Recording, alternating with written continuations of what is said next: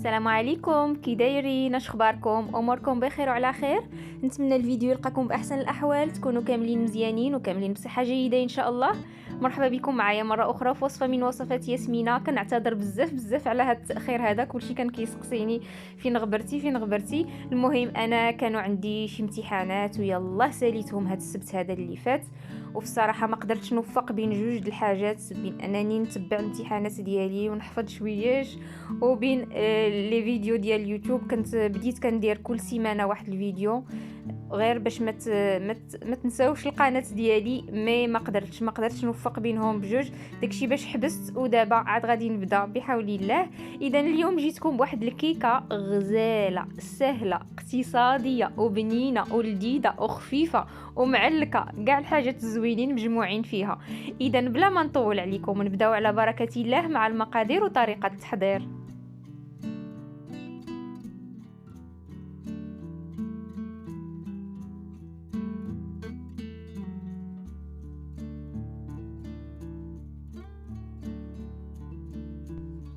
اذا بالنسبه للكيك ديالنا ديال اليوم، فاللي غنحتاج ليه هو 3 الحبات ديال البيض يكونوا بحراره المطبخ، واحد نص كاس ديال الزيت النباتيه، كاس ديال السكر سنيده، نص كاس ديال الماء.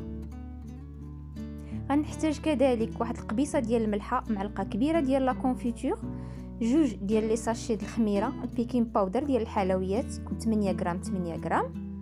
غادي نحتاج واحد جوج تفاحات، وغادي نحتاج القليل من كاوكاو اللي حمرته شويش فقط وهرمشته.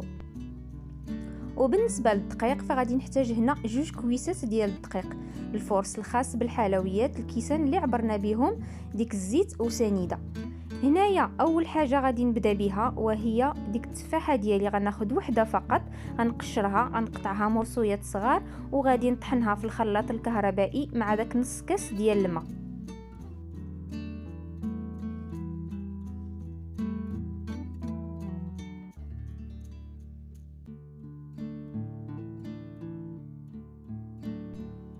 وهنايا كيف ما كتشوفوا معايا، بعد ما طحنت ديك التفاحه ديالي مع نص كاس ديال الماء، كنحصلوا على واحد الخليط بهذا الشكل هذا.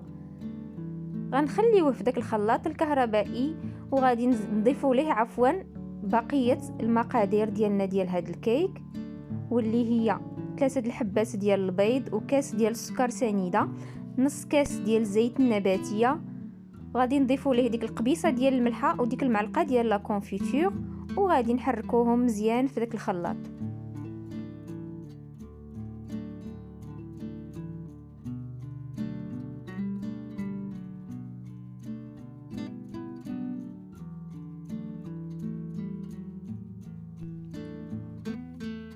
هنايا من بعد ما خلطت كلشي مزيان، كنوضع داك الخليط ديالي ديال داك الكيك في واحد المول، وغادي نبدا نضيف ليه شويه بشويه داك الدقيق ديالي، جوج كيسان ديال الدقيق، ونضيف ليه جوج ديال لي ساشي د الخميره 8 غرام.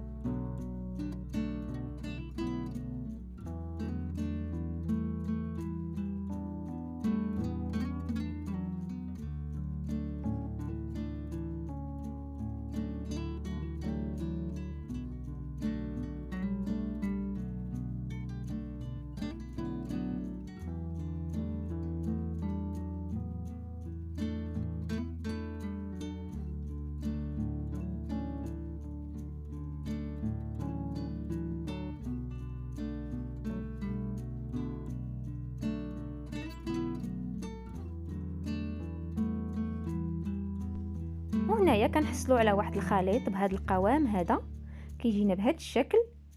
غادي ندوزو ناخذ واحد القالب اللي غادي نوضعوا فيه الكيك ديالنا، يمكن لكم تستعملوا الشكل اللي نتوما متوفر عندكم واللي بغيتو.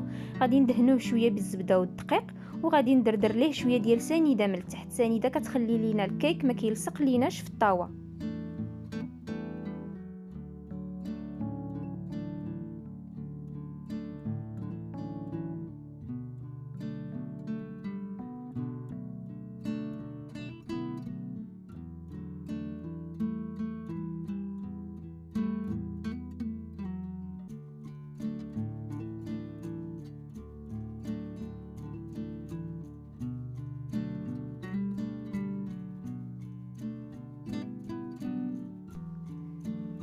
وهنايا بعد ما وضعت داك الخليط ديالي كامل في ديك اللاطه، غادي ندوز باش نزينو من الفوق. غادي ناخذ الحبه الثانيه اللي بقات ليا ديال التفاح، غادي نقشرها وغنقطعها مرصويات صغار، وغادي نحاول نوضعها فقط في الجوانب ديال هذا الكيك هذا.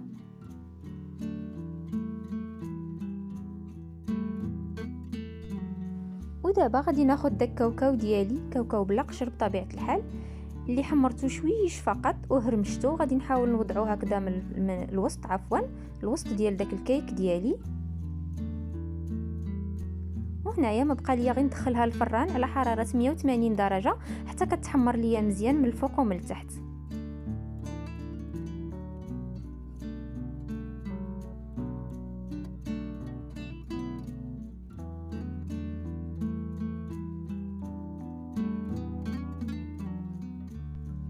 وهنايا بعد ما طاب لي داك الكيك ديالي كنجبدو من الفران، كناخذ شويه ديال لا كونفيتور، كنحاول ندهن دوك الجوانب فقط اللي وضعت فيهم التفاح، كندهنهم مزيان بديك لا كونفيتور هذيك، وكنعاود نرجعو للفران، نرجع القالب للفران عفوا واحد 2 حتى 3 دقائق بين ما تعسل ليا ديك الكونفيتور اللي ضفت ليه من الفوق.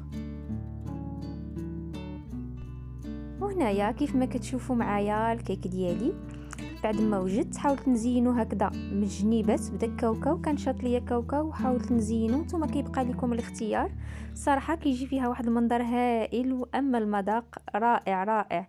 كنتمنى تجربوها وتعجبكم، كتجي لذيذه بزاف، وكيف ما شفتوا سهله واقتصاديه، وحتى من الداخل ديالها كتجينا بحال مسقيه. داك التفاح ملي كيبرد، ملي كنجبدوه من الفران وكيبرد، كيطلق داك الماء ديالو في داك الكيك او هاد الطورطه التفاح هادي، وكيجينا بحال مشربه من الداخل، كتجي خفيفه بزاف وبنينه. كنتمنى الوصفه ديال اليوم تكون نالت الاعجاب ديالكم، وكنتمنى نكون فتكم بشي حاجه جديده. ما تبخلوش عليا بدوك اللايكات ديالكم، كنشكركم بزاف على الرسائل اللي كتبعتوا بها وعلى الدعم ديالكم للقناه، ونشوفوا فيديو جديد مع وصفه جديده.